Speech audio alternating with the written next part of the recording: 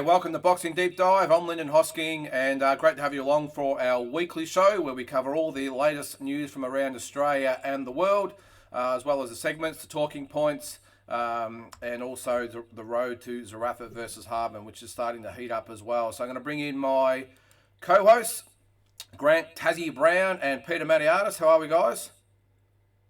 Great to be on the show, Lyndon. Good to see you, Tassie. Oh, hang on. Can you hear us there, Tassie? We can't hear you. Hang on. You've muted yourself. We might just... Yeah, it says you've muted yourself. We'll exit you out. You can come back in there. It's all good. We'll continue on. I think he's a bit scared after last week, Pete, after what you did to... he didn't show up for the quiz, of course, so... We'll get him back here in a second. I'm sure he'll dial in. It's strange here because he was good right up to we went live, and then he dropped out. Tassie, how's that, mate? Yeah, you're back, Tassie. You're back? Yep, all good. Great. All good. Yep, great to have you back this week, Tassie. We missed you last week. Pete's been prancing around all week with the chest puffed out that he's the king of the quiz for another week, so hopefully we can change that tonight. Well, it wasn't a proper quiz, so it didn't. Even he said himself, it didn't count. Yeah, it was just no, it didn't count, Tassie. Big asterisks against it. It was an exhibition. Just a warm up. So we're back to the Royal McCoy this week. 5 sets this week. Yep. 5 sets, Grand Slam event. So it's for real. Our first one for the year, I think. Our first real one for the year. So we'll see how we go. So as I said, guys, we've got a big night. Covering all the news and everything as well. I've got to say, probably not the biggest week or as big as last week with what's going on. Still a little bit happening, but I've got to say, yeah, just a little bit quieter on the Western Front this week. But we'll run through everything and see what we can come up with. So what we'll start with, guys, is the Aussie news. We'll whack that up there. And Tassie, last week we talked about obviously the announcement of Nikita's fight with Aaron Stahl, the big event in, I think it was in Brisbane, wasn't it? Your thoughts on that, mate? You're obviously close to the guys. What are your thoughts on it now being official? Yeah, look, I'm wrapped. I spoke to Tim about 4 days ago. Yeah, mate, look, obviously they're in training camp at the moment in Queensland, so they're getting some good rounds up there, and it's really good that they're in camp together because obviously after Nikita's fight, then they'll go to America for Tim. So, the thing is, yeah, look, it's, I don't know much about Aaron Stahl, but he's 2-0, so he's obviously no slouch. And, yeah, it's just a good test for Nikita and a good, like any debut, like once your debu's your debut. Yeah. You haven't had it, you've had it. So it doesn't matter, who you are until you actually have your debut. You're officially a pro. So, look, I'm sure he'll do well. And, yeah, it's exciting times for the Zoo family. Yeah, it is, Pete. We spoke about this fight last week, obviously. Now, someone made a really good point. We actually said last week that No Limit hadn't announced yet, but it's probably not the job to actually announce because it's obviously a PBC card. So someone made a good point that maybe it's PBC that are going to officially announce it. Obviously, it's going to happen. But we spoke about this last week, and what an opportunity for Tim over there on a big card with Castano and Charlo. Yeah, I mean, any debut on American soil is a big debut, and especially on a big stage with big promotional group, it gives Tim his chance to show what he's got, and it really starts now for Tim because Americans don't really care. When you go over to an international contest, they don't really care what you've done in Australia. They want to see what you do over there. So his first step is over there. So it's his first fight out of Australia. I don't think he'll... he's lived in Russia as a young kid with Kostya. He's travelled a bit. I don't think he had an extensive amateur career where he travelled to a lot of countries, but I don't think he'll have any issues fighting in America. Yeah, do you agree with that, Tassie? I definitely agree that in the eyes of the Yanks, you haven't really proven yourself or done anything until you're actually on their soil. 1,000,000%, mate. They don't care about nothing, mate. America's still the home of boxing, and unless you've done it there, you haven't done it at all. So that's the way the Americans are, mate. And fair enough too. It is the home of boxing. you can fight in Germany and fight in England and fight in Australia and win world titles, and that's great. But you really haven't fought unless you've really fought in America against the best. And it's the Vegas or New York or LA. It's still the home of boxing.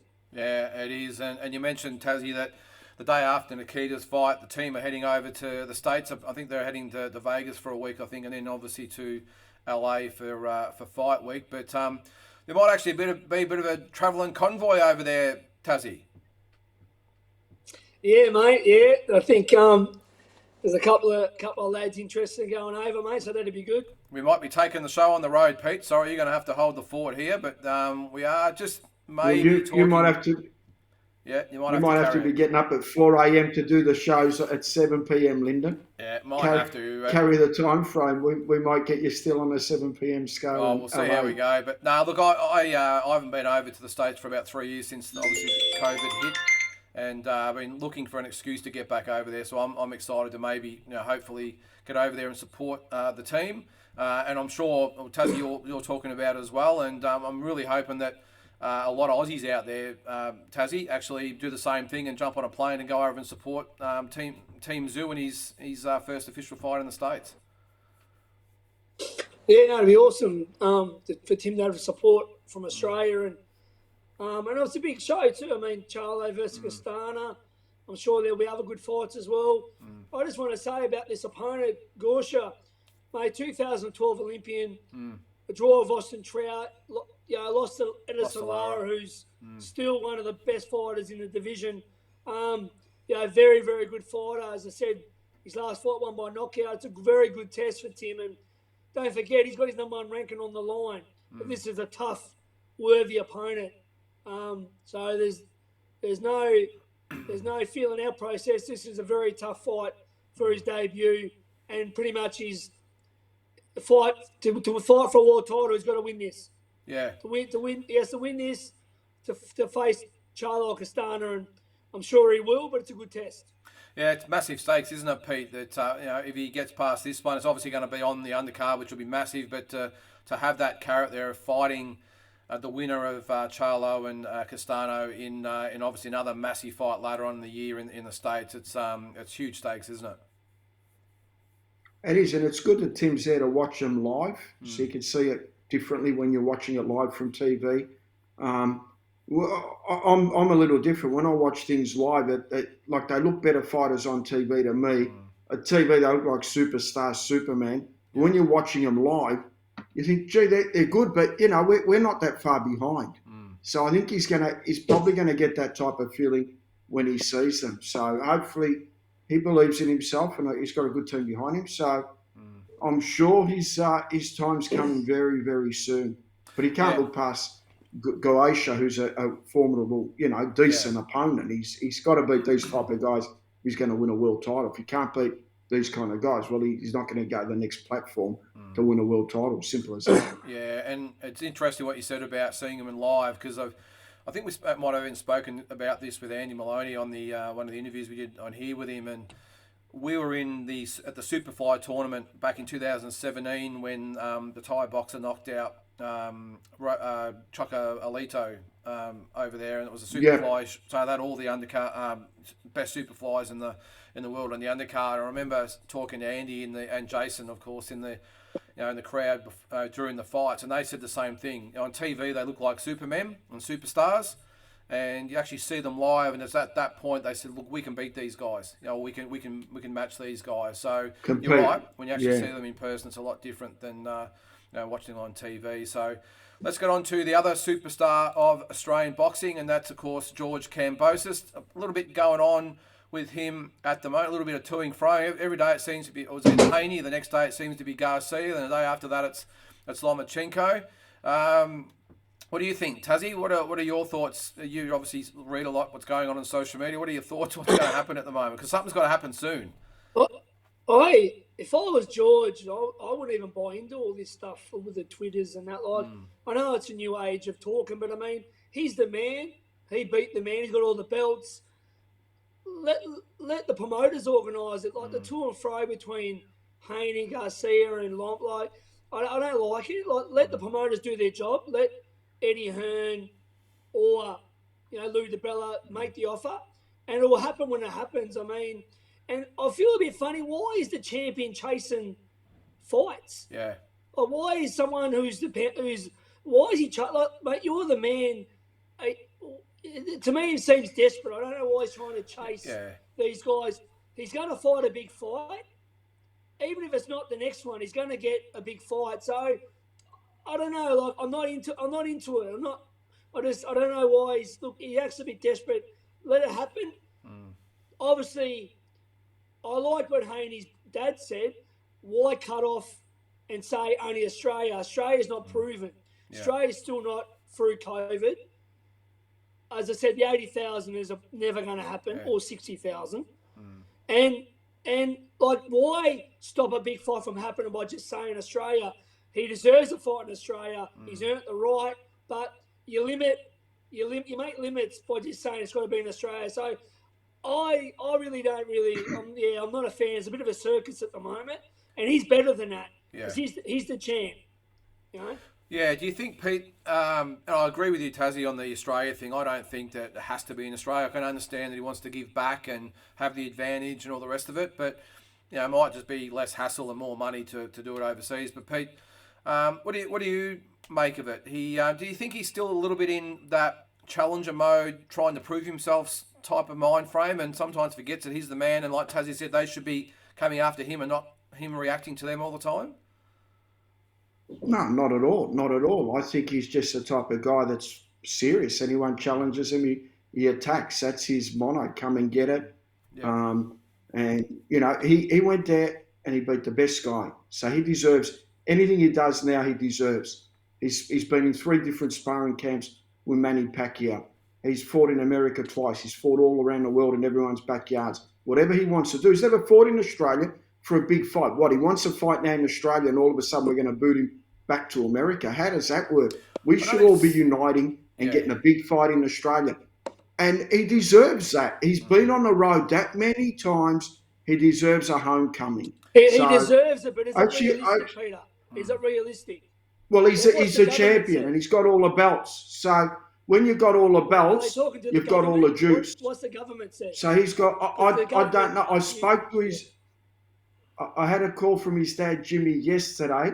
We didn't talk about George. We spoke about Terry Nicholas, who's going to be on the Danny Green promotion with Sonny Bill Williams and Barry Hall. So Terry Nicholas is on the undercard, and I think George is going to be commentating for Stan, which is going to be magnificent. So that's a coup. So we just went over some matchups to try and get him help with getting Terry Nicholas matched and then moving on with Nicholas. And he did say that he said, look, George is waiting for you, and I'm going to send him a Zoom link. I'll try and get an interview, try and work that out as well. But I never got to talk to him about what George is doing, and I didn't want to pry into that because he didn't ask me. But my personal opinion, George went over, he conquered the world, he's been on the road in eliminators. He deserves to get whatever he wants. Yeah, I agree. If he wants it in Australia, why not? Yeah, you're right. But I think Tassie's also got a point to say, yes, he 100% deserves to be on his terms and fight in Australia, but is it feasible and realistic to actually do it here, or is it easier just to do it overseas? Because you've got to remember, does Eddie Hearn want to come to Australia and go through all the bullshit of all the hassle of putting on here? Is it easy just to do it in the States? And as I said, I 100% agree he should have everything on his terms. But Tassie, 100%. Again, is it I'm a realist. Is it with COVID? Are we back on track? Are we having? Do you have to quarantine? Like, do you have to? Especially Victoria, Tassie. Especially Victoria. Can he pack out a stadium? Like, everyone keeps going on about being Greek and that and all that, but can he get? He's not going to get 60,000 or 80,000. It's not happening. No. He can. I see him packing that Etihad Stadium. I could see 40,000 there. Yeah, I would hope so, but I'm a little bit like Tassie. I hope so too. But the other thing I was just going to say is that Victoria at the moment, if that's where they're talking about, you've got our old mate Dan Andrews talking about the mandate for the 3rd jab. Now, if that happens, you can put a line straight through a Melbourne It's the shittest place in the world at the moment. You can put a line through. All the businesses are dead. Yeah, why would you? I mean, Go, Pete. If the boxers are triple vax, why can't they come in? Yeah, but it's not just the boxers, Pete. It's the whole team. It's It's DAZN. It's Eddie Hearn himself. It's all the undercard fighters. They have everyone mandated for three jabs when we'd be the only place in the world that mandates 3 jabs. I don't think you're going to get the whole team to come over. I just don't see it. But look, it'd be easy to shift it to Sydney, of course. But I think it'd be way too hard to come to Melbourne if that was the case. Tassie. No, While we're on the subject of George, I hear that he's not training with Akaway anymore. There's been a fallout. Yeah, well, I've got a little bit of video here, Pete. He's got a new trainer. Yeah, you can just touch on this in a sec. This is I've never heard of the guy. Yeah, training this guy. Is this the new trainer, Pete? How many fights? I don't know if he's officially the new trainer. Geez, he looks sharp still, doesn't he? Yeah, very sharp. Yeah, I've never heard of this bloke, but anyway. I know Akaway's a good guy. I think there was a bit of money dispute, but yeah. Well, Pete, you'd obviously know, but it's always over money anyway. Well, all that aside, with all that stuff, that's their business. But look, we really hope it comes to Australia, and he deserves everything he's going to get. But I don't know. It depends on what happens with our Melbourne hierarchy, we'll call them, what they come up with. But we'll continue on with this about George. This is what Eddie Hearn actually had to say the other day about who he's going to fight. What's the latest with the Cambosis We're negotiations? talking to DAZN. I mean, look, George keeps coming out on social media and saying we're waiting for the offer, but they want to promote the fight, and we're going to Australia. So normally in that instance, we'd be receiving an offer, not making an offer to do a fight on your show in your country. But we're happy to do that as well. So, we've been talking to DAZN, who are very, very keen to make the Devin Haney fight, of course, for the Undisputed Championship, and it's a big fight in Australia. Sunday afternoon would be prime time Saturday night, so that's the fight to make. Really simple.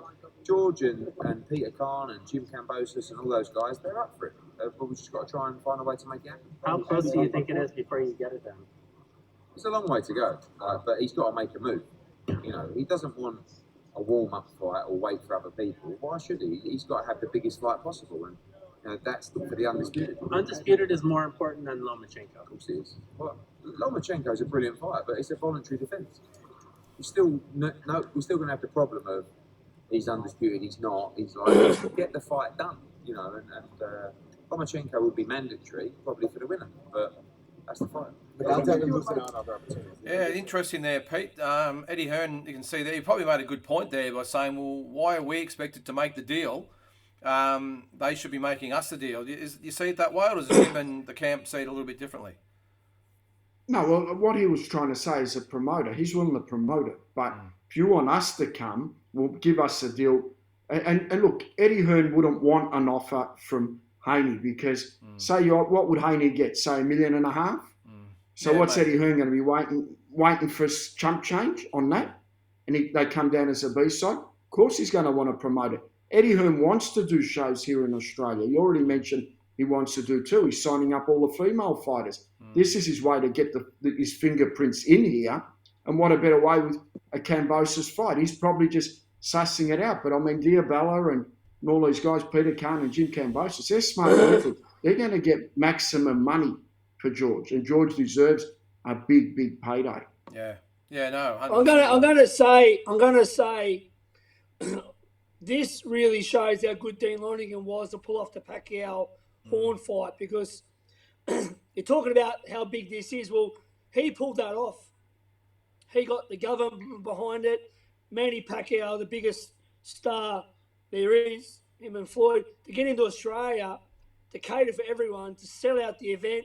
It just shows how good a job he done, Dean Lonergan, because this looks like it's going to be hard. It'll happen, but it just see how, is that right to say what a great job he done to bring Manny mate, in? that is an extremely good point. I didn't actually think of that, but you're right. I think Pete, this is instance a little bit different, I think, because I think the fact that Dean was closely aligned with Bob Arum, and obviously Manny did whatever Bob said, and Jeff obviously did, and Dean said, it was pretty easy easier to get together. I think in this instance you got a lot of personalities and relationships and all this you got to overcome. So it's probably a little bit harder in this instance, isn't it? Because they're not all basically on the same team. And when you've got one guy getting 95% of the purse and the other guy getting 5% of the purse and agrees to it, I've never heard that split before. So Manny obviously came in, he got what he wanted, and Dean got the fight together. But this is a completely different platform because we're talking about the guy that's actually here is the champion. He's the A side. So it's a completely different argument. And the fact that DA, ZM, whatever, they've got a massive platform. They need dates. And to do one in Australia, they haven't done one. So it all fits perfectly. What Dean done was unbelievable. That was just, I didn't think he'd do it in a million years. So hats off to Dean. But this is a completely different ballpark. Yeah. This can be made very quickly. They've got the capabilities to do it very quickly if they want to do it. So, let's hope so. And I think it will make money. Yeah, well, let's hope so. It'd be interesting to see who actually is the official promoter or it's a co-promotion or whatever. I'm assuming Eddie Hearn. Well, yeah, they're going to have someone in Australia doing the groundwork because I don't care where you are from another country. Even like Melbourne people coming to my place in Tassie, no one can work. No one can do what I do because I'm on the ground there. Yeah. Same thing. You need someone on the ground. I'm sure they will, whether Jim Cambosis or Peter Khan or whoever, but you need someone. Peter Maniatis. That's a great Peter Maniatis. Who knows? But you need someone on the ground working. You know what I mean? Yeah. Well, before we move on, let's hear what Devin Haney actually had to say because he was interviewed a couple of days ago as well. Cambosis, do you feel like that might happen and they may try to make you step aside or what? I don't know what may happen. He's saying a lot of different things. One moment is this, one moment is that, one moment is me, one moment is Ryan, one moment is he wants to take. They don't really have their mind made up on what they want to do. But Team Haney, PHP, Metro, we all know what we want to do. So that's Devin, what is your feeling on that fight though? Like, where do you think you are? Like, what's the temperature for the Cambosis fight? I mean, do you think you're going to get? I mean, what? Oh, yeah. I think it's a huge possibility that will happen. It's a fight that makes the most sense. If you ask anybody, a fight that makes the most sense, a fight that's the easiest to make is me versus Cambosis with all the belts. It leaves no more doubt on the WBC titles real or if the WBC belt is real, whatever it is. There's no more confusion, and that's the fight to be made. There were some reports that maybe, Yeah, so it's interesting. Well, before we move on, I actually did see an interview with Robert Garcia this week as well, where he said that Lou DiBella actually rang him by accident because he thought he was someone else and said that it was actually going to be Ryan Garcia that would be fighting Cambosis next. So who knows? Let's just hope. You would think, Pete, that it's got to be Ryan's locked in the fight, an African guy who's managed in by, April, promoted by DiBella. Yeah. So it wouldn't be next, and he needs a fight. But, and look, he's a good fighter. Yeah. But I mean, having the whatever 9 million fucking Instagram followers to me means shit because Cambosis the belts. Look, it's got to be Haney or Loma or a voluntary. Yeah. You know what I mean? But sounds like he doesn't want a voluntary. Sounds like it's going to be either the two big guys. Credit to George, only wants to fight the best. Look, I'm not knocking George at all. I'm just saying, realistically, if Jeff Fennick and Zuma Nelson got 38-40, if Green Mundine, biggest fight out, got 40, I just don't see, and everyone's making a fuss, he's got all the belts. I don't think it means that much to the general public, really. Can't see him getting, he might get 40, but 60, 80, to me, that's just, you're dreaming. Yeah. Pete, I was just going to say, just elaborate on the Garcia comment. Apparently, the thinking behind it was that Lou DiBella has done. Who is the promoter? Lou DiBella promotes the African that Garcia is going to fight next, and that was a favour to Golden Boy or from Golden Boy for that to happen, and then to reciprocate that Lou DiBella will give Garcia the fight in return 2 or 3 months later. I think that was going to be start of April, but they're looking at mid-June or something for the Cambosis fight. So look, anything's possible, but at the moment there's so many little Chinese whispers getting around. You don't really know what to believe, do you? No, you don't. Look, I was talking about the Queen's birthday weekend. Which makes sense. Look, I don't think Garcia deserves a shot at George. He just hasn't done enough not at to all. deserve a shot. So other people are in front of him. I know he's got a lot of followers as well, and I think he's going to be a very good fighter in time. But at the moment, he's just building up his game and building up his profile and stuff like that. Yeah. But he's still a dangerous guy. He's got a big whack on him and a Big big left lightweight hook. too. Yeah, he does. I think Yeah. you know what? He probably pulls more people because of the way the world is now with social media than Haney and Loma. Yeah. He probably brings more people to Australia. Yeah. You know, because of he's not the best because of the good looks, and it felt he's like a bit of a male Kardashian. But he'll probably bring more people than Loma and Haney. That's just the way the world is. You know what I mean? Yeah, no, exactly. Well, I'd personally love to see him fight Lomachenko, but we'll see how we go. Let's move on. This one's for you, Tassie. I've been seeing a little bit of this on social media lately. It's your man, Luke Jackson. Now, I've got a little bit of video here. There's been quite a few videos put up recently by Jeff, I think, is the one that's been putting them up. Can you tell us a little bit about what's happening with him? He's obviously your great mate. Yeah, look, he's training with Jeff now, and there's no date or opponent, anything locked in. He's definitely going to fight again, and you know, he just wants to have another fight. Jeff was interviewed the other night on Noonan Boy saying that he only really wants, I think, Luke to have one more fight, and he really wants Luke to help him as an assistant coach. I'm not sure if Luke only wants the one fight. I feel like Luke will probably keep fighting as long as he can, but I think so far, I know he wants a Tyson Lancy rematch. I think that's the fight he wants. Yeah. But I'm just going to make a prediction.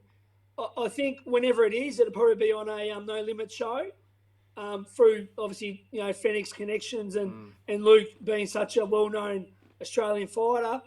And, I think he's just enjoying back boxing, training with Jeff. Obviously, he trained with Billy Hussein and myself for many years, and now he's with Jeff, who me and Billy learned under Jeff. So he's sort of with the master. And I'm pretty sure I'd just maybe say in the next 3 or 4 months, he'll have a fight. So, which I'm happy for him. He sounds like he's in a great headspace, and he's still got plenty left. I mean, a good Luke Jackson can still beat anyone in Australia, in my opinion, at super featherweight. Yeah, it'd be good to see him come back, wouldn't it, Pete? Because the way he lost to Tyson Lancy, it'd be a shame for him to go out that way, wouldn't it? Yeah, it's all up to him. Boxing's a hard game, and he's had a great career as well. So he's been there for a long time. It's up to him. It's all up to him. Whatever he does, enjoy it 100%. Yep, exactly. Well, let's move on to still on the Australian side of things. It's Zerafa and Hardman. Now, excuse me, I'm not going to play the intro tonight. We've got a little bit of copyright issue last week with our mates at YouTube over, I think it was a Linkin Park song, or is that what they're called? Linkin Park? I don't know, whatever it is. The song. So I'm not going to play Linkin Park. Yeah. Don't go getting us sued, Lyndon. It's funny. The first couple of weeks, there was not an issue, and last week it was. So I'm not going to play it, but we'll go straight to us as hosts there. So this is about week 3 or 4 of Hardman versus Zerafa, or Zerafa versus Hardman. So again, not a lot happening this week. One thing I did see, you would have seen this too, Pete, was Sam LeBrun has put out that it's officially on, as we all obviously already knew, but the tickets are coming. I think they've got the expressions of interest at the moment. Official poster and press conference in the coming week. So at least the ball is starting to slowly start rolling. Pete? Tassie. Yeah. I mean, I think it's going to be a great fight for Australian boxing. So we just wait. April 20, we're going to, the winner definitely is going to get a top 5 ranking in the major organisations and carry for a big fight overseas. So there's a lot at stake. It's not, there's a lot at stake here for their careers. The loser, he's going to be 2 years behind where he is right now. So it's a crossover fight for both fighters. And Tassie, I did notice looking at the card that, again, one of your fighters is going to make an appearance. Mousy Jacobs is in against Carly Salmon, which would be a ripper. That fight was on my show on June 11th. Yep. But they've opted to have that fight on that undercard. Obviously, it's a great undercard to be on. So it's that fight is now on the Zerafa Hardman undercard. Mousy Jacobs will then fight on my show on June 11 in Hobart against another opponent. But yeah, this is an important fight. She really wants to get back in the winner's circle after the loss to Beck Hawker. Carly Salmon, well trained by Marcus Amato, who's a great trainer. It's going to be a good fight. I'll be there supporting Mouse, obviously, and hoping she pulls it off. But yeah, so that fight was originally matched by me, but they've moved it, and I've got no problems with that. It's a big show, and they'll probably make more money on that one. But well, then again, maybe not. But anyway, they're on that show anyway. So I like the fight. I really do. I know Carly Salmon really well. She's actually another Bendigo girl, but I watched her mainly as an amateur, and she's tough. She's really tough. Probably on the same mould as a Beck Hawker. Maybe not as fast and explosive as Beck Hawker, but still she'll just keep coming and coming and coming, like a lot of fighters from that stable. She's obviously used to be trained by Jerry Murphy, who trains them very, very tough and hard out that way. So what do you reckon, Pete? Do you know much about the girls? Yeah, I know Carly Salmon well. We turned to pro in Kings of Combat late last year. She was Marcos Amato. Jason Waitley was in her corner. She fought a Mexican girl trained by Huss in Sydney and went pretty hard. She's a real nice person too. Got to spend a bit of time with her, and her boyfriend's a boxer as well. So she's got boxing background. She's a good girl. She's had a lot of fights, so good on her. Yeah, no, it should be a good one. We'll obviously cover that a little bit more in the lead up to it. Let's get back to Zerafa and Hardman. This is a little bit that was on the Coconut Tips podcast. Just a little bit of a snippet of them starting to heat up with the barbs going back and forth. I already said to him, I said, man, if you keep talking the way you're talking, man, the fight's going to start well and truly before fight night. I said, I'm going to smack him at the press conference. That shit does not fucking fly when you stand in front of me, or anyone, a man for that matter, no man should be spoken about like that, face to face. So if someone's saying, I've got time on my hands. So. Hardman is just... Yeah, it's so you can tell, I'm really looking forward to the press conference actually, because I think it's going to be pretty fire. This is what Michael Zerafa's been up to. Just a couple of snippets from it. You've got to look close there from his Instagram. Is it the ice baths there? This is how slow the week's been. We've got some snippets. And this one, the SAS show on Channel 7, you can see him there with Ebony Bridges. So looking forward to watching that one as well. I don't think we've had any clues about what actually happens in the show, but it should be in good nick anyway. I've got a clue. Have you? I've got a clue. Yeah, you're going to let us in on anything? What's that? Are you going to let us in on any gossip? Does Ebony Bridges get down in underwear like at the Wayne or what? I haven't got any about Zerafa. I won't say it. Okay. Does Ebony Bridges get a gear off Peter or what? I don't know. I hope she does. It's probably the only exciting thing about the show, isn't it? Yeah, maybe. Wait, you're a regular at Kittens, Peter. I'm sure there's nothing you haven't seen before, mate. All right, Isaac Hardman. He's been up there sparring with Tim Zhu. I heard it was very willing sparring up there. Obviously, nothing coming out of there officially. There's no cameras not allowed, obviously. So, but the word is that it was very entertaining. Isaac Hardman again. He's tagged us in on what he's doing here. On the whiteboard, and he's got nothing on it. So I had no idea what to do today. Fuck. Maybe guesswork isn't that good. A little bit of kickboxing, Pete, which is unusual. 17 5-minute rounds of kickboxing. So that's what he's been up to. Got another video. What great sparring with Tim Zhu in preparation for Zerafa. You can't get much better than that. Yeah. I mean, like, you can't. I mean, I'll tell you, some nice sparring. I saw Farris spar Matt Sheehan. That was very nice. Yeah, I heard about that. I heard it was amazing. Very nice. A great spar, Peter.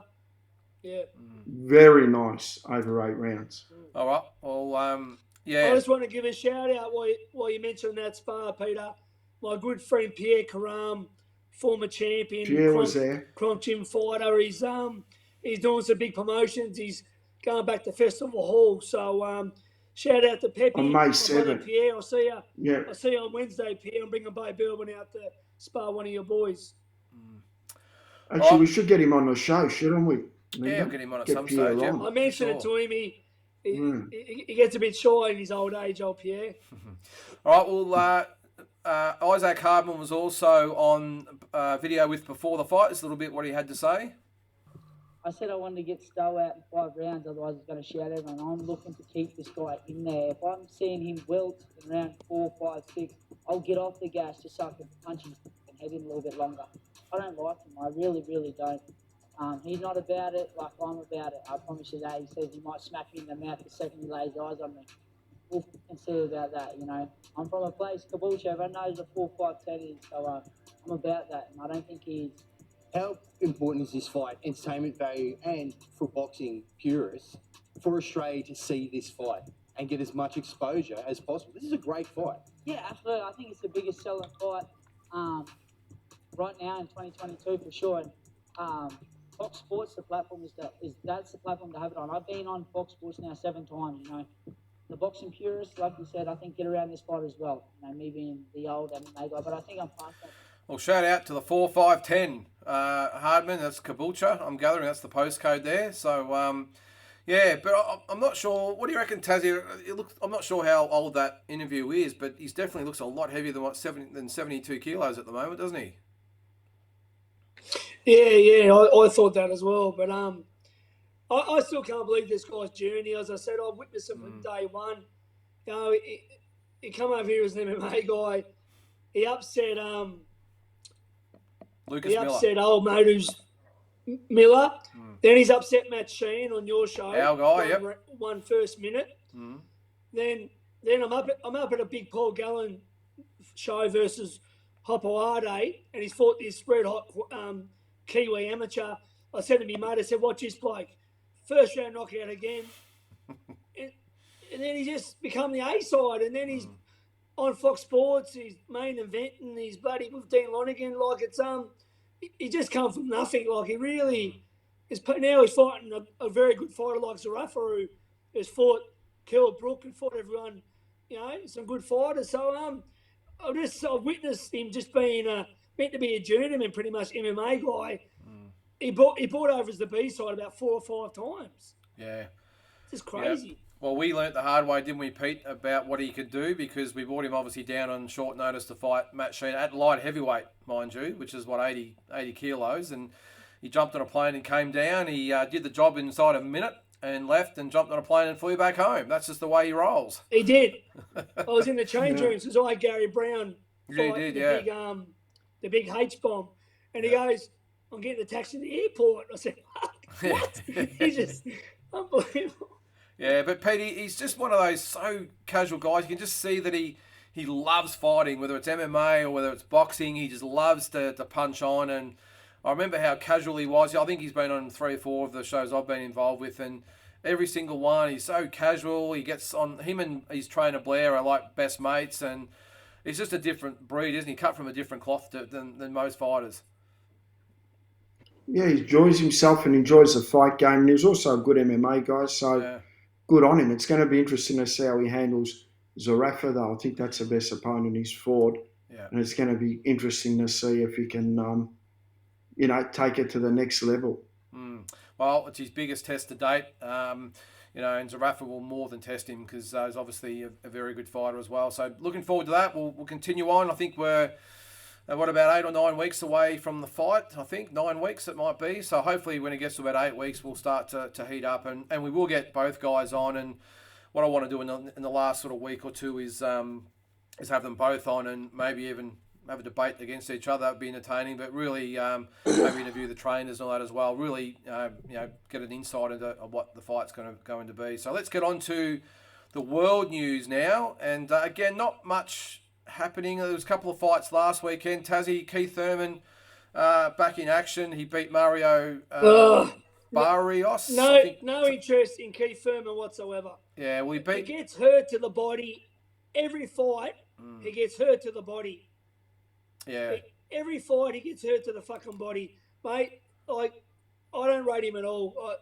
If he fights any of these young bulls, he's getting knocked out, mate. I'll tell you now. Spence, Boots Innes, Crawford, mate. He gets hurt to the body every fight and runs. Well, he beat Barrios, Pete, who's actually a former world champion who goes all right. Beat him 118 to 110 on 2 cards, 117. He got knocked out by Javante Davis. Yeah, he did. 117 to 111 on the 3rd card. Moved to 30-1 with 22 KOs. Barrios dropped to 26-2 with 17 KOs. But look, I'm a little bit with Tassie, probably not to those extents, but I think he's on a long way to prove himself as an elite welterweight again. What do you think? Look, he did what he had to do. He's had an inactive period. I think it was his first fight in a few years, and he moved around. He showed a lot of class, and he's going to be a player in the welterweight division. He's always going to be there because he's got class, and he's only had the one loss. That was to Manny Pacquiao, no disgrace, and that was a real close fight as well. So I think he's got, he's obviously going to improve from this. He's going to have his second fight and find a bit more of the ring rust out there, and I think he's going to be a player. He's going to be making money. That's what you do at that division. Good to see Santa Cruz on the undercard as well. He had a win. I know he's one of your favourite fighters, Lyndon, but I'm not a fan of his. Of Santa Cruz? No. Okay. Yeah, and I think he goes he's all right. been well protected. I don't think he I think with PBC early, he got massive opportunities. Oh, well, he'll I mentioned 2 welterweights, guys, Virgil Ortiz and Boots Innes, that haven't got belts yet. Them 2 boys. Boots Innes is a beast. Boots Innes is a beast. And so is Virgil Ortiz as well. Yeah, Virgil Ortiz is excellent as well. Innes is a beast. They're both beasts. They're both good. Yeah, I think... Ortiz is with Garcia. Yeah. Yeah. Look, I think... well, actually... Peter, he's just left, I heard he's gone to Canelo's team because Garcia chose to go in Maloney's opponent's corner instead of his corner when Andrew fought, his name? Who's the bloke? Yeah, Franco. Yeah, so there was the same fight on the same day, and Garcia went in Franco's corner and didn't go in Ortiz's. So I don't know if they fixed that or not. Well, it'll be interesting to see what happens with Keith Thurman because there are some big fights out there for him. I think his main thing will be I think I could see a Crawford or probably not Spence obviously because he's fighting Ugas, but maybe Crawford, pinpointing Thurman as a really good name on his record because he obviously has got limited options at the moment. But last week also too on the Sunday morning Australian time was Chris Eubank Jr. got the unanimous decision win over Liam Wilson. So I actually watched. I thought it was actually an entertaining fight. Obviously Chris Eubank is now with... He dropped him a few times. Yeah, he's now with Roy Jones Jr. Look, he won the fight 116-108, 116-109, and 117-109. Moves to 32-2 with 23 KOs. Williams dropped to 23-4-1 with 18 KOs. But look, I was sort of impressed, but I wasn't impressed. I thought he did the job and was very dominant, Tassie. But I've got my only issue with him is he's obviously got Roy Jones Jr. in the corner, and that's great. But don't try and be Roy Jones Jr. Obviously Roy knows his stuff and take stuff off him. But what I was really disturbed about is that he was trying to be like him, and he ended up getting caught a few times in the wrong spot. Because at the end of the day, there's only one Roy Jones Jr. So why try and be him if you're not him? You know what I mean? You're never going to try and emulate Roy Jones Jr. or Prince Azim Hamed. Them guys are special, but their own style. They've really done a lot of things wrong technically, but they had the speed to pay for it. You don't teach to fight like Roy Jones and Naz. As I said, technically there was mistakes they made, but they made up for it because they were that good. Muhammad Ali done a lot of things wrong, but he's Muhammad Ali. But you can't teach like that. So he should just fight in his own style. He's got good hand speed. He's got good athletic skills. I don't know how far he's going to go, really, what his plans are, but I don't know. Yeah, I think, Pete, that he was impressive, but again, I was really disturbed. He got hit with a lot of shots that he really shouldn't have had no business getting hit with because he was trying to be like Roy Jones Jr. And I've got a feeling that if he really came up against, some of those real, hardcore middleweights of the world, I just got a feeling he might get chinned pretty bad. What do you think? Yeah, Reynold Quinlan gave him a good fight too, remember? Yeah. So, I mean, he's a good fighter. He's going to try and campaign there. Good British fighter, but whether he can come back and rule and be a world champion, that remains to be seen. Yeah, well, hey, look, big all he did, shoes got the to win fill as well. Yeah, he got the win, and that's all that matters, I suppose. But we'll see what happens with him. All right, another fight that's actually coming up this weekend, which I'm actually really looking forward to, is this one. It's Daniel Jacobs up against John Ryder. Hasn't been a lot of fanfare about it, but it's on a Sunday morning on Fox Sports or afternoon, whatever it might be. So I think it's a ripper fight. I was actually lucky enough to see both of these guys actually on the same card, and I think it's Canelo and Jacobs fought, and unfortunately for Bilal Akaway, you can see the highlights here that he ran into John Ryder. It was a very one-sided mismatch in the end, but yeah, Pete, I actually liked his fight. What do you think? Yeah, very good fight. Very good fight. I'll be watching this fight for sure. And that's why Dan Zen are so good. They're putting these kind of fights together. Competitive, good fights. It's not like, pick them straight away. This, obviously, who would you be backing here? I'll be backing Jacobs, but it's not like you put the house on him. Yeah, I think Ryder's he's a live opponent. It's not a mismatch. Yeah, well, Tassie, Ryder lost a very disputed decision. Was it the Callum Smith, was it? Or was it the other Callum one? Smith. Yeah. Callum Smith. Yeah, he's a bit stiff in that. And as I said, I saw him live against Bilal Akaway, and unfortunately for Bilal, he was way out of his depth at this stage. You can see there. But it's actually quite impressive.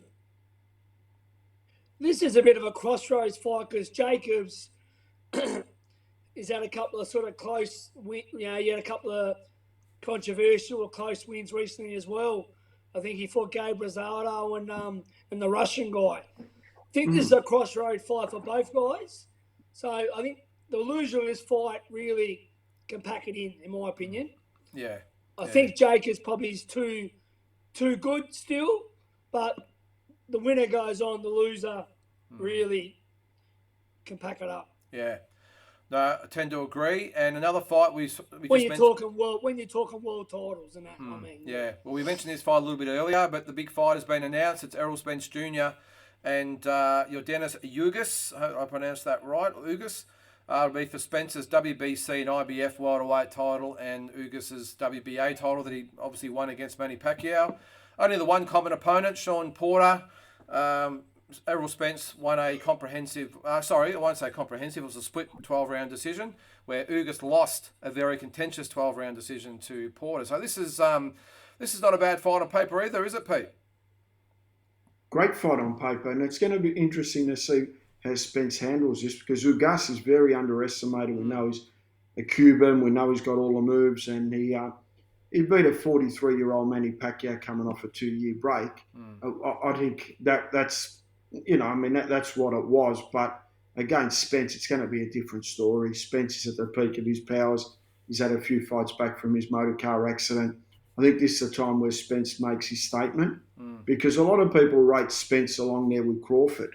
They're saying that's a super fight. I think Crawford beats him, but they're saying that he's a live chance of beating Crawford. He needs then to, really beat guys like Ugas comfortably.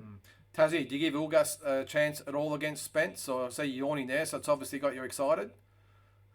Sorry, mate. I didn't sleep. Very well last night. Too hot. And a big day at work. I was going to say, look, mate, it gives him a good shot, 100%. I mean, we still don't know how good Spence is, as in from that accident. I mean, that was I still can't believe he's even alive, little known boxing. I mean, so yeah, Ugas is high on confidence after beating Manny. Even obviously it was Manny right at the end, but he's still going to be high on confidence. Cuban, mate, it's a good fight. Yeah, it's a very good fight. I mean, I just hope the winner fights Crawford. That's all I have to say. Yeah. Whoever it is, make sure they fight Crawford. Yeah, let's hope so. It's on Saturday, April 16th, which will be the 17th in Australia, AT&T Stadium. He's fought there. This is his third fight there, I think. I think he beat Mikey Garcia and also Danny Garcia there as Yeah, well. So Dallas Cowboys Stadium. Dallas Cowboys, yeah. So it should be. Manny Pacquiao's fought there as well. Yep, and a so couple has of times, Canelo so Alvarez. Should be massive. Another fight that's in the works that I really like the look of is this one. It hasn't been officially signed yet. They've given them till March 11th to work out a deal. It's Estrada and Franco. Obviously, we know Franco very well after he beat Andrew Maloney. Is it Martinez Estrada? I think I've got that right. That should be a ripper. Yeah. So the WBA have mandated that fight. As I said, they've got until March 11th to come to terms. And Pete, I really like that fight as well. That would be a ripper fight to look at as well. Yeah, fighting family. Franco's brother, Jesse Rodriguez, just won the WBC Super Flyweight World title. We beat Condaris because Source Soriat tested positive for COVID. He couldn't fight. So Rodriguez jumps in. His real name's Rodriguez Franco. They're basically identical, but Jesse Rodriguez is a better fighter than Josh Franco. And I think he's with Mr. Honda and now with DayZ, Eddie Hearn. But look, I don't see Franco giving any much. I think Estrada wins this. I think Estrada's possibly the best super fly out there. I think Franco, out of all the world champions, is the weakest one. So I don't see Franco giving too many problems to Estrada, but I'm wrong. Maybe I'm wrong. But I'd love to see Jesse Rodriguez in fights like this because Rodriguez can make flyweight and junior fly as well. He reckons he can make 108, 112 and now went up to 115 to win a world title.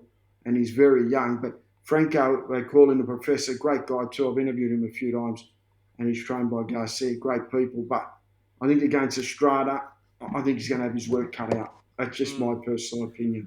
No, it should be a ripper. And Tassie, this one's for you on our next point. The possibility of Canelo Golovkin 3. Now, it's heated up this week because we spoke about this a couple of weeks ago about the deal that Eddie Hearn had put out and also PBC.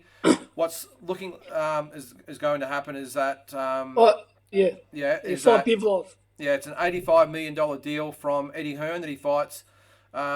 What's his name? You said his name, Bitrov? Is that it? Dmitry Bivlov. Yeah, so fight him in May in Vegas, and then the fight Golovkin, who's still going to fight. Who was it? Pete Murata. Yep, in Murata. Yeah. Murata, and the fight they're looking at Aztec Stadium in Mexico City. Canelo Golovkin 3. So what a ripper that'd be. I'm wrapped, mate. Listen, there's been a lot of things. A lot of like offers from Heyman, offers from here, offers that Charlo looked like it might have happened. Benavidez, he's going to fight that cruiserweight. I'm happy with this. Look, Canelo can do what he wants. He could have fought the cruiserweight to make history, but I didn't want him to. Yep. He could have fought Charlo, he could have fought Benavidez, but he's not dodging anyone. Bivlov is a big fight, mate. Big, powerful puncher in his prime, Russian, light heavyweight. If he wins, which I think he can, then the Triple G trilogy, which is huge for anyone that knows the first two fights. I would have liked the fight if Triple G hasn't had a fight since, but he's going to fight Murata. If he beats Murata, that way he's had a fight. I think, look, I reckon this deal's great. It makes sense. As I said, there was other deals, Charlo, Benavidez, whatever. I like this one. I think it's good. Yeah, no, I agree. And what about you, Pete? Are you happy with that, or would you rather see him fight Charlo? No, look, I think for Canelo, if he had moved up to cruiserweight at 5'8", would have been a risk. But it would have been good to see him become a 5-division world champion, first Mexican to do that for his legacy in 10 years' time. But, I mean, he beats Bivol. I mean, I saw Bivol fight Craig Richards. Bivol's okay, but, Canelo won't have any issues with him. Even Craig Richards went close to beat him. It was a real close fight. I think Golovkin's right at the end of the tatters now. He's lost a little bit. I think Canelo, there'll be a big space between them when they fight again. I don't think anyone gets close to Canelo right at the moment. It's unusual, though, because what history tells us, Tassie, is that someone unexpectedly will pop up. It always happens. We think they're never going to get beat, but someone always pops up. Yeah, of course, yeah. But, look, as I said, there's a few... No, I mean, Canelo has earned the right to be the king of boxing. He's done it. Yeah. He's multi-division world champion, the super middleweight division. So, and he beat undefeated fighters in doing so, in Smith, Billy Joe, and then Caleb Plant. So, look, the Charlo fight, an option. Benavidez, an option. But these guys, I think, with that, and it works well with Eddie Hearn. Yeah. Bivlov, as Peter said, I think it's very beatable, but still, mate, still one of the best undefeated light heavyweights out there, him and Benavidez. And then Triple G. So, and then I wouldn't mind seeing him fight Benavidez then. And own the light heavyweight division. The only problem with Triple G, he's never fought out of the middleweight division. He has to come up to super middle. Yeah. So Canelo will have to go up and then back down. And that's the only thing with Triple G's legacy. He didn't want to fight Andre Ward. You don't have to go up a division, but these days most guys do. Yeah. He stayed in the one division. But I reckon it's a good move. Yeah. All right, very last thing, not too stressed about commenting on it, but I just saw it on the in the news. There is now a Money Team racing team. He's got the Money Team NASCAR that's apparently going to be in the Daytona 500. Its first race is February 20th. Will carry the number 50. So good on Floyd Mayweather for, he's into the strip clubs and all that as well. So now he's into the Mayweather racing team. So good luck to him as well. All right, guys, we'll get on to the talking points. We've got just a few to get through tonight. Tassie, you obviously weren't here last week. I think we only had a couple anyway. Got a couple to get through tonight, though. Just a little bit of conversation that we can have. The first one I'd like to put to you guys is the question: stay in Australia or head overseas? Now, Tassie, I'll go to you first. What I mean by this is, obviously, big things are happening with No Limit and DNL and a few others as well. But also now we've had the Dempsey McKeans and Brock Jarvises and Sky Nicholson and Every Bridges and Liam Parros all head overseas. Is there an advantage to either one, or do you think they're all, doing the right thing?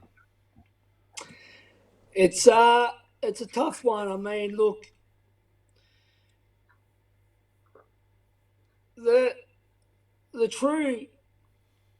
I mean, it's just a tough one. What do you do?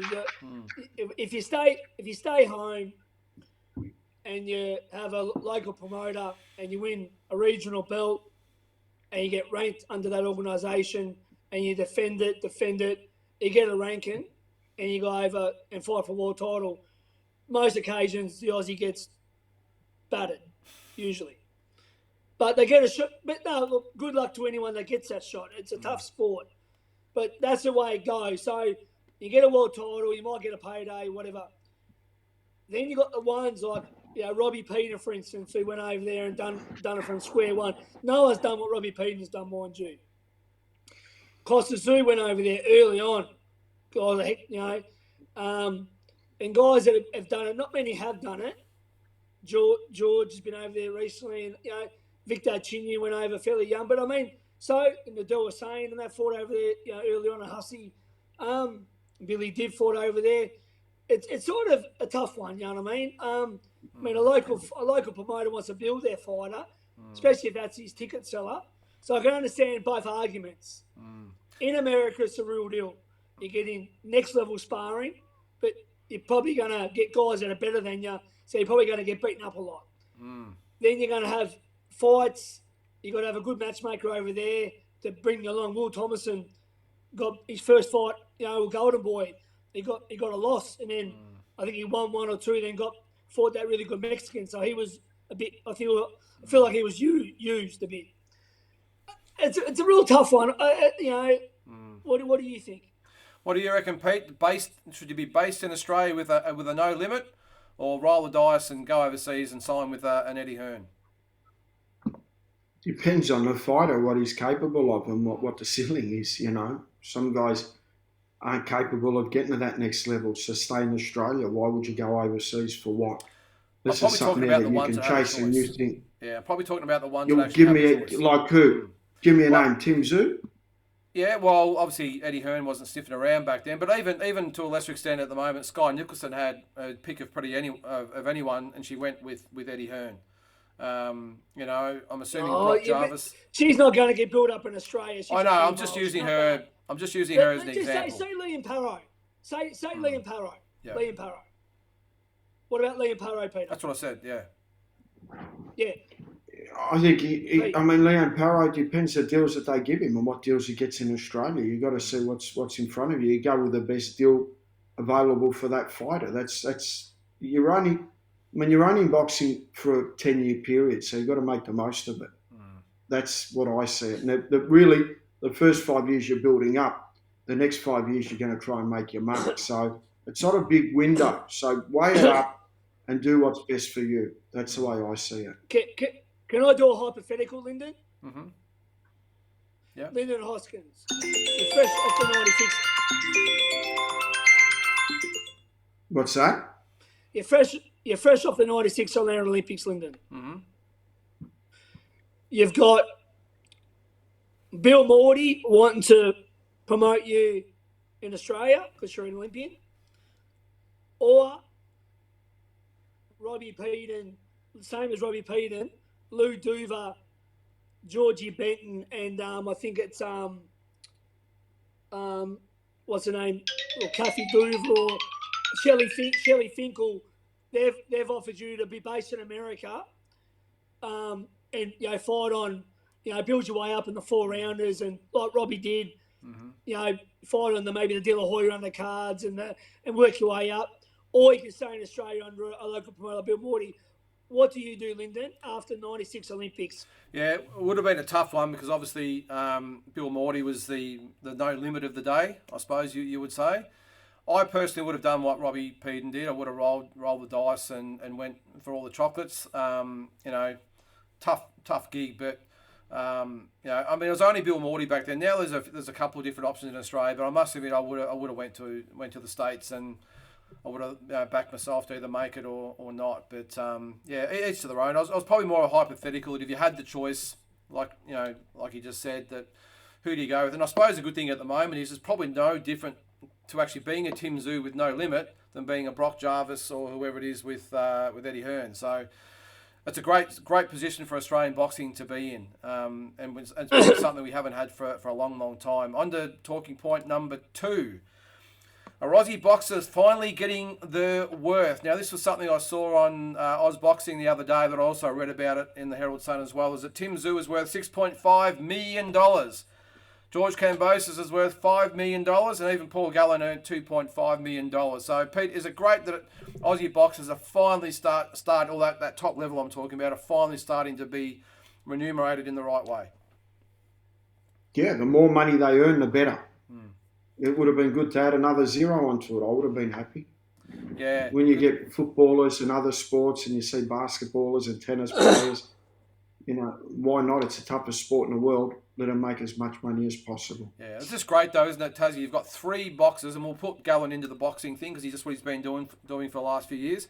To have 3 boxers earning 6 figures, I think it's great that, it doesn't say a lot whether the underbellies is earning a bit more money. I think they are. I think No Limit are forking out the dollars, and I think a lot of other promoters, are as well.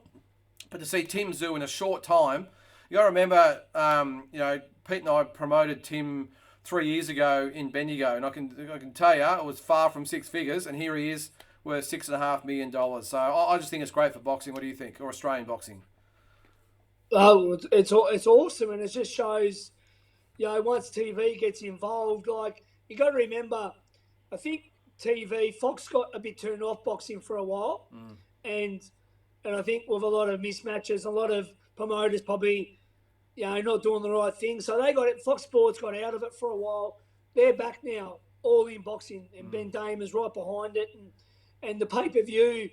When the TV's behind it, and you got some stars like Tim Tszyu and Gallen,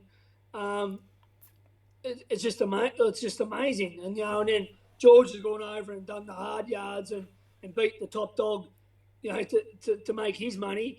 So look, it's awesome. And hopefully there's more like it. Hopefully, Brock Jarvis and the Maloney boys and whoever else can make big money too. But I mean, yeah, look, it's just really it's important when the TV gets behind you and you've got that platform and you've got some stars that you can actually sell.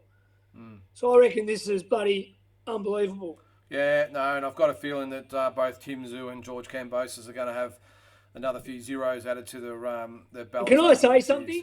Mm-hmm. There's a photo of these two cute little kids together, George and Tim. They come out of the same gym, under the same coach, and if you go fast forward from that photo, these two innocent kids, that wouldn't even... And now the two top earners in Australian boxing, I think that's just a real nice story. Yeah.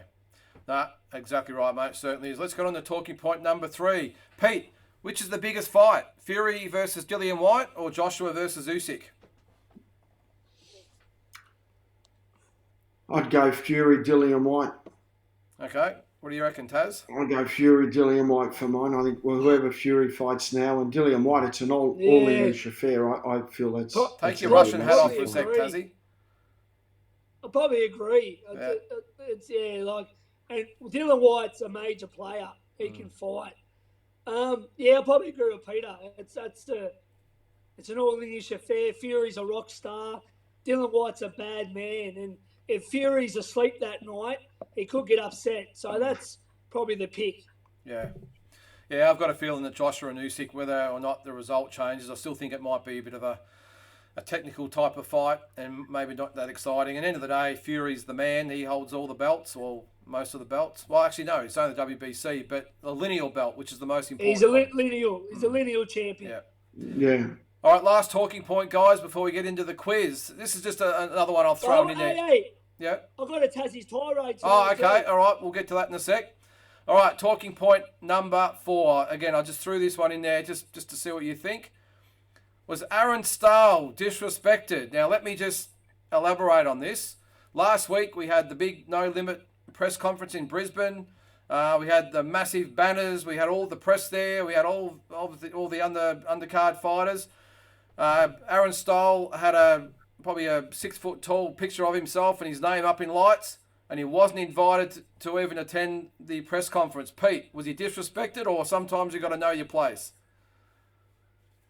I think it's knowing your place. It's just that the fight's that far out. I'm sure when the proper press conference comes about, Aaron Stahl will be there. So it's just probably one of those things. Who knows? He might have been working. He might not have been available. He might have been invited. You just don't know. Yeah. Yeah, as I said, Tassie, was a little bit... I was watching the live stream and I'm thinking, this is great, but where's the main event or the co-main event? I know it's all about Nikita. I understand all that, and I'm sure Aaron knows where he falls in the scheme of things, but I just thought it was a little bit odd that, you know, the main event fighter wasn't there regardless of his standing. Yeah, 100%. Can I ask a question? Because I was obviously off for a week. Mm-hmm. Is that actually the main event of the show? Yeah, over Hogan it is. Yeah. Okay, that's surprising, but yeah, that's good. Yeah, and actually, Aaron has actually agreed to come on our show for an interview at some stage. So, you know, we'll get him on because I don't think anyone's heard Pete from him yet. I know he's the opponent. I think he knows where he stands, but I think it's good to at least give the kid a little bit more, exposure, and which I'm sure Pete, as you said, he'll get in the lead up to it. So that's the talking points for another week. I'm sure there'll be plenty more coming up over the next few weeks. Tassie, let me just get your slide up here for you. I must admit I didn't. Actually, I haven't even got it there. So you're going to have to do your tirade raw. What do you got? Yeah, it's a bit of a discussion like the other night. I think it was more your rant than them, but I just want to touch on. I mean, look, we've had some pretty big fighters. You know, Anthony Mundine, triple world champion, Billy Dibb, two-time world champion, Jeff Fennick, triple world champion, arguably should have won the 4th and probably our greatest fighter ever. Angel Maloney, Jace, world champion, Jace Maloney, he'll win a world title. Probably the best manager in boxing, Glenn Jennings. The GOAT, the female GOAT, Shannon. We've had a lot of good people, right? Some of these fighters in Australia have done fuck all. And when I say fuck all, at the moment, they've done nothing to much more than anyone else. Seem to be a bit big for their boots and don't want to reply to messages or be, coming off interviews. So I've got to say, look, guys, I've been in the sport of my life, and I never said I was a world champion or nothing, but I was at a great era with some good fighters. You always got to be humble, and you always got to stay in your lane. So you got to crawl before you walk. So before you think you're this and that, you should still be open to all sorts of media for interviews. So any guys that think they're too big for their boots, mate, I feel sorry for you, because if Mundine, Jeff Fennick, and all them type of guys can make their time available to be talked to, then that says a lot. So, yeah, that's my rant. Yeah, no, well, you guys obviously know our last episode we did, I had my rant off camera. Because you're right, we've had the Maloney boys, we've had Chock, we've had Jeff, we've had Shannon, we've Zerafa. had Zerafa, Isaac Hardman, Kamako, we had Farris coming, all just so great with their time. Stitch Duran. Yeah, so great with their time to say, hey, yep, no drama. My rant. Hector Camacho Jr. Yep. Well, my off-air rant was to say, hey, look, I understand we're not the shows like ours aren't the biggest shows in the world at the moment. We're growing every week, and it's been great. We understand we might have the following of some of the other groups, but pull your head out of your ass and at least have the decency to respond to people who are trying. All they're trying to do is further your public profile and give you an opportunity to be known to your audience. So. As I said, when you got the Jeff Fennicks and Anthony Mundines and Maloney's and that of the world who just in 2 seconds flat say, yep, when you want me in for how long, that's great. And then you get some little prick with his head up his ass who can't even respond to a message. So anyway, that's my little rant. Pete, I know you got to be politically correct here, and you're in the business with a few of these fighters, so I'm going to leave you out of this, but doesn't mean Tassie and I can't have our say. It doesn't take much to respond. Actually, I had a fighter this week who's got a big fight coming up. I had a friend who's managing his account, sent me a message. I got the message and said, look, we just want to focus on the fight. I really appreciate it. We'd love to come on, but we're just focused on that. Love to have an interview afterwards. That's fine. That's all it takes. It's not that hard to respond. But, do not respond at all. Get over yourself, because you're not that important just yet. So anyway, that's the Lyndon / Tassie rant for this week. Thanks, Tassie, for bringing that That's up. right. I wasn't going to say anything. But anyway, now that we're all warmed up, let's get into everyone's favourite segment. It is the Boxing Deep Dive Quiz. We have Grant Tassie Brown and Peter Macho Man Maniatis going at it. Our first one. I thought you were going to call me the Greek freak there for once. Well, I wasn't quite sure what to call you. I sort of went a little bit with your last name there, the man. So the Macho Man. I heard at the men's gallery they call you the Greek freak. All good. All right, now guys, we haven't done this for a while. Or we did the movie one a couple of weeks ago. That was the warm up, as we've all discussed. The rules are: I'll say the question. You yell out your name. Wait for me to say your name. Now, just remember, there is a slight delay sometimes from your end, so you might think you're in first. Rest assured, I'll determine who was first. If you get it wrong, your opponent gets a free hit at it. We've got 10 questions, 5 Aussie questions, and then 5 international questions, including the who am I at the end. So, Peter, I think you're the reigning champion. Is that right? I would not have a clue. No. I won the last one for the year. Okay, then you're the reigning champion. I'm the reigning champion. We had the non-title match. That was the movie one. Now we're into the real deal. Yeah, let's forget about that. All right, don't just let me live that down. I know every week I'm going to have to listen to about that. But anyway, I thought it was a great idea. Boxrec won't acknowledge it, Lyndon. And put an asterisk next to it. For the record, I thought the movies was a nice little twist. All right, boys, take a deep breath. Here we go. Number 1, the Aussie questions. Who did Lionel Rose lose his world title to? Peter! Peter. Ruben on Olivares. Correct. Last name was a bit off. Olivares was right. I'll give you that Olivares. one. Number 2. Who was the Olympic gold medalist that Jeff Fennick beat in 1986? Tassie. Stevie McCrory. Yep. 100%. Yep. Who unfortunately passed away a few years Passed later. away. Yep. Very good fighter. Number 3. What was the result of the second Mundine Solomon fight? Peter! Tassie. It was a knockout win for Anthony Mundine. Yeah, what round? Does this matter? Yeah, Maybe it round does. 7, What was the result? Hang on, Pete. Let me have a go. Peter. 1 sec. Give him 5 seconds. 7? Incorrect. Round 7? Peter. Yep. Round 9. Round 9. Round 9 knockout. All right. No, that's 2-1. Number 4. What venue hosted the Jeff Hearn Terence Crawford fight?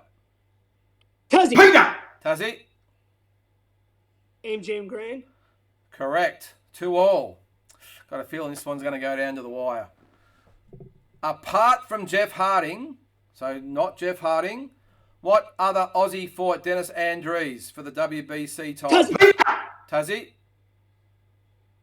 Guy Walters. He did. Guy Waters. Didn't really get a lot of credit for that either, Guy Waters. Fought him in Adelaide. All right, 3-2. Into the international questions. What year was the Vinny Pazienza Greg Haugen first fight? Peter. Yes, Peter. 1982.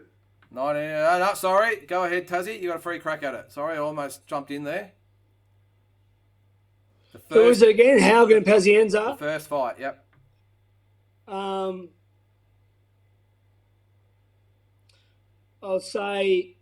Can I get another guess? 86? No. 86? 1980, what would you have said, Pete? 1983. 87 was the first one.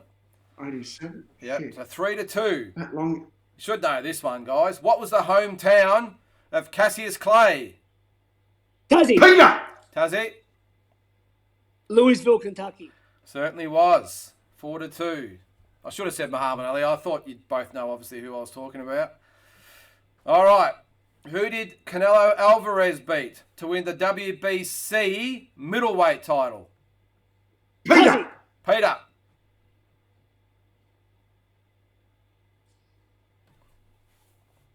The WBC middleweight title. Tassie. 3, 2, 1. Gennady Golovkin. Incorrect. Tassie? Daniel Jacobs. Incorrect. Miguel Cotto is who he beat for the WBC title in 2015. Still 4-2, I think that is. All right. Who were the 2 fighters to beat Shane Mosley twice? Tassie. Peter. Tassie? Vernon Forrest Yep. and Winky Rice. Correct. 5-2. We're just going for a bit of pride here, Pete. This is Who Am I? 5-2. I think this is the first time someone's actually retained the title. So that's a first for the year. All right. I was born on October 18th, 1958. After an amateur career of 155 wins and 8 losses, I turned professional in 1977. I won 26 of my first 28 fights by knockout before getting my first crack at a world title in 1980. I then won the WBA world title with a brutal second round knockout in my hometown. After 3 defences, I attempted to unify the title but was stopped after being well ahead on points. I then went up in weight and rebounded to win a WBC belt and then followed it up with 3 successful defences. My shot at a 3rd world title in 1985 ended after being defeated in one of the most brutal fights of all time. After that disappointment, I would go on to win another 3 world titles, including being the first fighter ever. Peter. Yes, Peter. Peter. Yep. Thomas Hitman Hearns. Correct. To win the legitimate world titles in 4 different weight divisions. I shared the ring with greats such as Sugar Ray Leonard, Roberto Duran, Wilfred Benitez, and Marvelous Marvin Hagler, and was inducted into the International Boxing Hall of Fame in 2012, where I actually saw him at the airport and got a photo with him.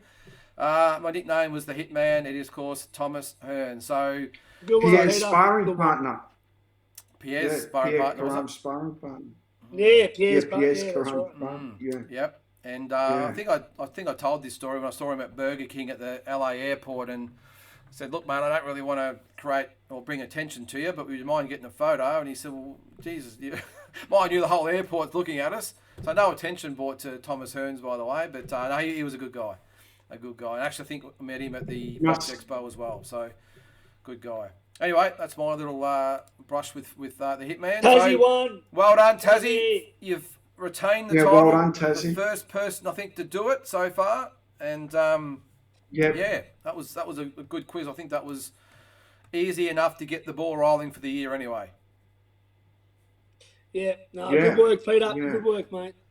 All right, so that was Grant Tassie Brown with the unanimous points decision. We'll call it a majority points decision. I think it was 5-3 in the end over Peter Macho Man Maniatis. So that was good, guys. Really appreciate it. Tassie, great to have you back. Hopefully we'll go again next week. And as I said, hopefully when Tim Zoo goes over to LA, we might be able to bring the show to you from LA with Pete in the studio. So we'll see how we go. Yeah, that'll be good. All right, boys. Well, thanks very much for that. Great show. Good on you, Tassie. Thanks, and well done, Tassie. Look forward to seeing you all next week. Well, thanks, Pete. Good stuff, mate. See you guys. See you guys.